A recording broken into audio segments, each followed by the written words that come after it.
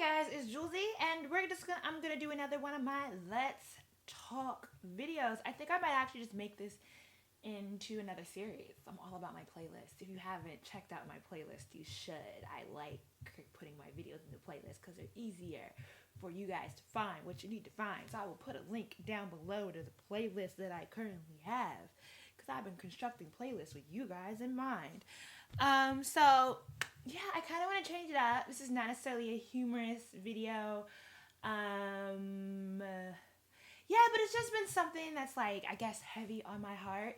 Just FYI, I am not an emotional talker. Like I have a really hard time communicating my emotions verbally, which is why I tend to put a lot of things in writing. If any of you have happened to read any of my personal blog entries on Jouelzy.com, you kind of get the hint in that, I'm very expressive in writing, but I have a hard time just saying things that are emotional verbally. Like I get tongue-tied and anyhow.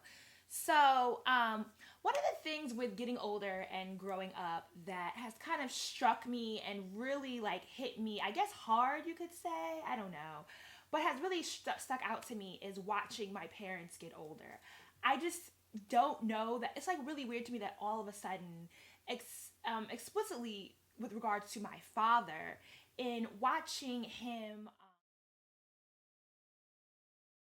about this, oh my gosh, it must really be bothering me if I'm getting this upset. So I'm crying. Oh no, it's not good to cry on camera. Anywho, so I grew up in a Jehovah's Witness household, and my first memory of like going to the hall when I was like 3 or 4, maybe 4 or 5, was that they were studying the book of Revelation at the time. So witnesses have this bright red book that is all about the book of Revelations. I personally don't feel like studying the Revelations is appropriate for anybody like under the age of 13. Like I feel like, discussing Revelations and especially within the theology of certain structures of Christianity really needs to wait until like people are of age and can really kind of grasp on what it's talking about.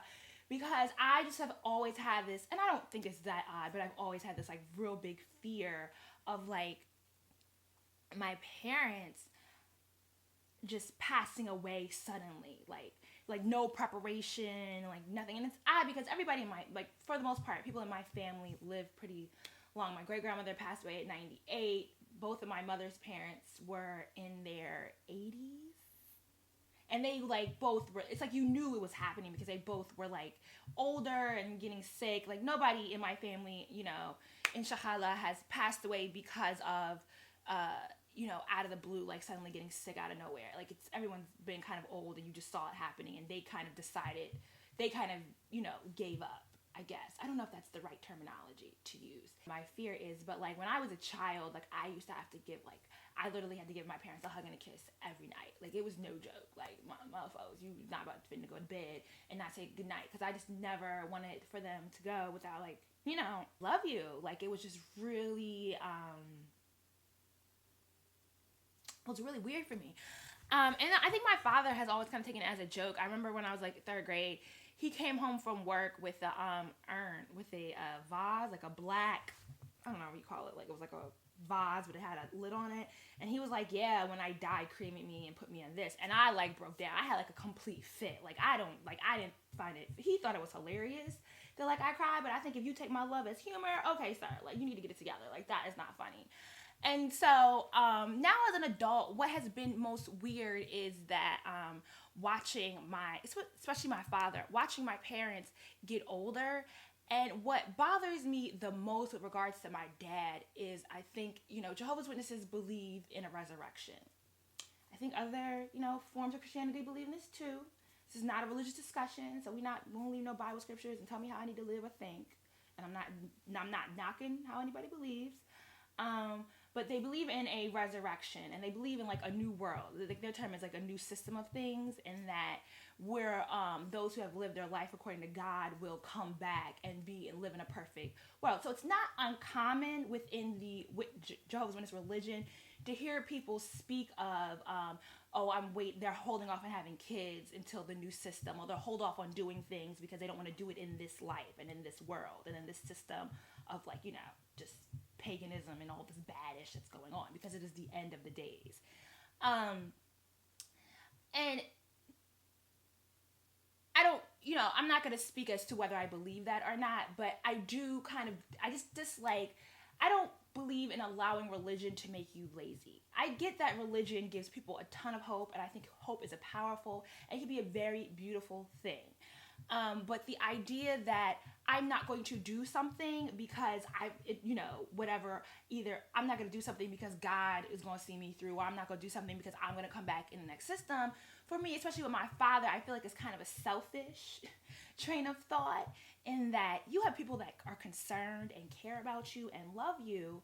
And it's very lazy in a sense to say that I'm not going to do something because either, I've given my life to God, or, next system, it's all going to be okay. And I'm like, but excuse me, I love you here and right now, and I need you to get it together, because I cannot emotionally deal with watching you do this to yourself. Like, it has been, I don't know how to communicate it to him. I have tried to talk about him. I actually wrote an article on Father's Day, was it a year ago, for MabNoir.com? They posted it on a Sunday, so I don't know if anybody read it, but I will post a link down below about the same topic.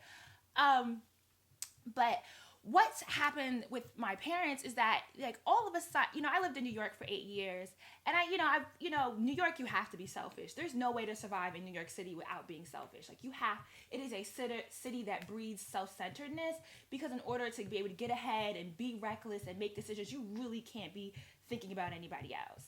And, I've had this conversation with my friends, and that I think inherently for minorities, especially, that we don't always have the luxury of being selfish in our youth, because we tend to be a lot more concerned with taking care and being able to turn around and bring up our family, because a lot of us might be first generations to go to college, or first generations to even graduate high school, or first generations to do things. We don't have that kind of foundation where, you come of age and your parents are giving you money to do whatever. It's like, we are building the family foundation and hoping to, be able to turn around and give our parents a better life, in theory.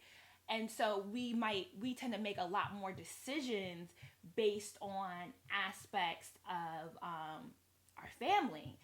And, I'm single, I ain't got no kids, I'm doing all right for myself. But I think maybe I kind of made certain decisions in my early 20s when I moved to New York, thinking that I was going to be very successful at a young age, because I worked in the music industry. And at the time, Atlantic Records explicitly was hiring a lot of young people to become executives. Like, I think Sycamore was like 24 when he became like VP A&R, and, I was doing my thing, I keep saying I'm going to get around to like this Draw My Life or 50 Random Facts About Me video, but I was kind of in the mix with all these young people that were young execs, and I thought that was going to be my path. And so, and maybe this is not, it's evolved in anxiety for me now, because I didn't particularly think or deal about it when I launched an artist in 2009, and he actually got signed, and it was pretty successful, but it was like a smack in the face, because things just kind of fizzled out between me and him and his manager right before he got signed. And this was like, I don't feel like I put all my eggs in the basket, but I felt like that was my defining moment, and that people would finally understand what I was doing and what I was about, and why I moved to New York, and why I was pursuing work in the music industry and all these things. Like, I knew this was going to be successful, and I knew that I was doing a damn thing. Like, I literally pulled this kid out of Atlanta and got him on the cover of the art section of the New York Times. Like, I felt like I was doing the damn thing. I had an intern, I had, worked on Carrie Hilson's first album. I had done all this stuff and not gotten a lot of recognition, and I felt like this was finally my moment of recognition. And so when that fizzled out, and then I just kind of was like, you know what, I don't think working in the music industry in this, in this lane is really going to be my thing. What's kind of happened then is that, now as I kind of, redirect myself and decide, where I want to go, I really want to live free and prosper. I want to live like a white person, to be quite honest with you. I feel like white people are allowed to, switch careers at like 40, and nobody's looking at them like they crazy, because they just do what they want when they want. And I want that flexibility. Like, there's a lot of things I want to do, and I don't feel like I should have to just pick one and do that for the rest of my life. But in the same turn, to watch somebody like my father, who I think was genuinely heartbroken when my parents got divorced, and then he dated another woman after that, and when that didn't work out, I think he lost a lot of his hope. And I've seen him age rapidly within 2 to 3 years, and it is scary. It is like the scariest thing ever to me. Like, I just don't know how to deal with it, and so I just don't. And me and my father have had kind of a terse relationship about it because I'm very direct. And my father's a Pisces, you know. He don't believe in astrology and shit. But my dad is one, you know, Pisces, you know, the men, the people in general tend to be a little bit paranoid. And they're very sensitive about certain things. And I'm very direct. Like, I'm very like, look, this is what it is. Like, your house is a mess. We need to clean it up. What we got to do to clean it up. And my father doesn't really take well to that type of language. And also, I think in his mind, I remind him a lot of my mother, like both my parents. So I don't know, but in his mind, he is convoluted into this like I'm Trisha Jr. type thing, and so we've gotten into some pretty bad arguments over it, like knockdown, drag out, tables getting broken, like it's gotten bad.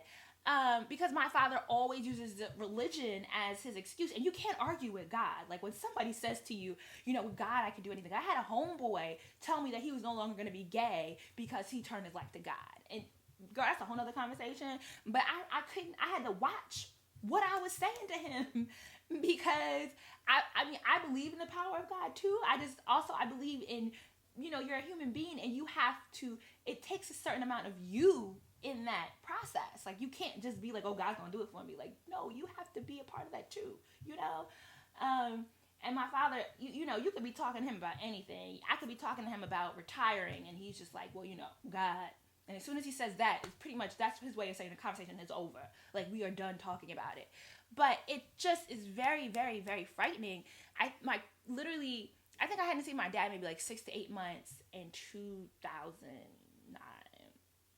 Came up to New York to see me, and I was just looking at, and I remember seeing him, and like I just like had to have a moment, like I had to broke out in tears, like I had to like walk away, cause he just looked old, and like my father, you know, black don't crack, and my dad was aging nicely up until about 2009 when him and his woman broke up, and all you could just see it in him, like he like all of a sudden he had wrinkles, he had a lot more gray hair, it just like my father looked his age. My dad is 61 now. And he still works full time. He doesn't make a lot of money, and the likelihood of him retiring anytime soon is nil to none. And I feel some guilt as I'm not the oldest. I have an older brother who's just weird, so we just gonna discount him. But technically, I am the oldest, and I feel like I have some responsibility. I feel some sort of not. I don't feel like I inherently have some responsibility, but I do feel a little guilty. My own like kind of, you know, all ubiquitous dreams and not being able to be successful to the level where I can provide for my father. And my mom's gonna call me and be like, do you not care about me? No, I love my mother, but I think my mother's okay. Like I think my mother's a lot more self-aware and has been able to get it together and realize when she's not taking care of herself, or realize when she's going through something and she needs to take a moment and really get herself together. And I don't think my father has that same kind of self-awareness in that, like, my dad has become, you know, I don't want to put my family's business out on the streets either, but my dad's kind of a hoarder. And his, you know, I've seen his house completely transform. And every time I go to his house, I'm just like, nobody can live like this and tell me that they're happy. I think the biggest sign of your state of mind is your bedroom. How your bed looks, where you lay your head at to sleep and relax, is probably, it's like the biggest sign of like your mental state. And I don't remember where I heard this at, but I was like, you know, it's so true. Maybe it was when Mariah Carey did Cribs and she wouldn't let nobody see her bedroom because she's like, it's my private space, girl. We're not going in my room. But I do think your room is definitely where you lay your head to sleep is a big reflection of your state of life. And so I know when I'm going through it, when I walk into my room and things are just everywhere, and I'm not the most organized person ever, but I think, you know, something as simple as making my bed and coming into like a clean, nice room, especially as an adult, you know, signifies kind of my mental space, because this is where you escape. Like it's where you when you walk into your bedroom, you should be letting a lot of things from the day go. Like when you lay your head down to sleep, you should not be carrying a lot of that with you. And so when I walk into my father's house and I can't even walk into his bedroom and there ain't no sheets on the bed, and I'm looking at like, dude, like this is, you cannot convince me in anybody's world that you happy. He was never that person that was just sloppy, or, you know, I think he's lived through a lot, and it just got to the point where he's older, and for him, he doesn't particularly see a lot of points in trying to pursue or succeed in different avenues when in his mind he's failed at so many other things maybe. But my father is very resistant religiously and culturally to mental health care. And I think it's a very unfortunate circumstance. You know, a lot of, and I think it's also very common, especially in the Black community, of older people who are just like going to the therapist. Like, one is something that rich white people do, and that you just lay on the couch and talking about your problems, and you know, when you really should just have the willpower to get over it. And I don't think that's fair to how powerful the mind is. I think how powerful and complex the mind is. And also that in religion, I think until recently, Jehovah's Witnesses really weren't here for a lot of secular avenues, whether it was further education, secondary education of like going to college and stuff, or even going to the therapist and, you know, dealing with that. I think as time has progressed and we have seen where society at large has gone, you know, mind you, I haven't been in the Kingdom Hall in a minute, but from what I've heard, that kind of dogma has changed, and they've progressed with the times and acknowledged that, you know, at some point some people do need to seek help. But you know, I think my father, you know, he's been a witness since he was 13, and, you know, just like, and witnesses aren't the only religion that preaches, you know, you can go to certain avenues of, you know, Protestants, Baptists, Catholic, you can go, it depends on, you know, it's a very individualized experience based on the region that you're in. And so I feel like, you know, for a lot of old school conservative Christians to go and look at a therapist or even think about talking about these types of problems, you know, they just think if they pray about it, that's it. But my concern is I don't even know if you prayed about it though, because, you know, cleanliness is next to godliness. And I made the mistake of saying this to my father, and it went it went to the left, girl. It went that way. But that, you know, I think, are you even acknowledging that it's a problem to begin with? You know, sometimes I think we inherently sweep a lot under the rug. Clearly, I've swept this whole, you know, anxiety over my parents getting older under the rug, but it's just really, I never put this in my future memory that I was going to have to watch my parents age in the fast in which my father is aged. I knew they were going to get older, and I knew, you know, where life leads. I just didn't think that it was going to, literally, it was like overnight that all of a sudden I see my father and he's just like rapidly aging. It's just so scary to me that, you know, now 4 years later, like I pray about it every night. It just makes me very nervous. You know, I'll randomly text my father. I try to like passively, like, you know, hey dad, I love you. Just let you know, take care of yourself.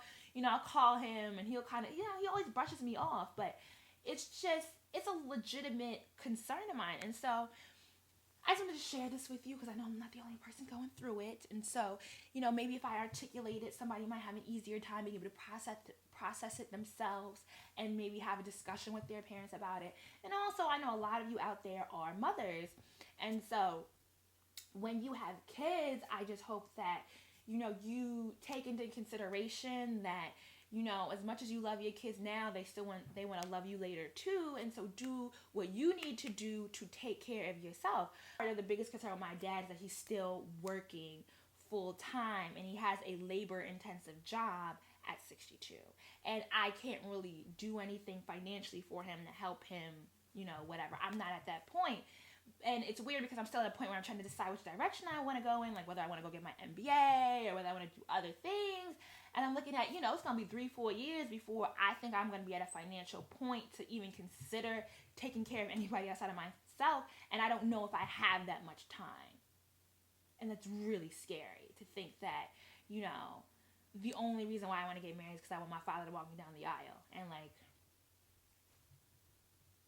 it's just very, very, very, very scary to think that those moments might not happen for me, and that maybe I need to make more decisions, or maybe I need to, you know, do things a little bit faster in order to, you know, try and control the situation. But in the same token, I have to acknowledge that I cannot control everything, and there's certain things that I just have to let go and let God. But my mom looks young and snazzy. I'll do a whole nother video about her. We'll talk about her later. But I love my mom. I talk to her every day. I don't talk to my dad as often, but I talk to my mama every day. So that's that.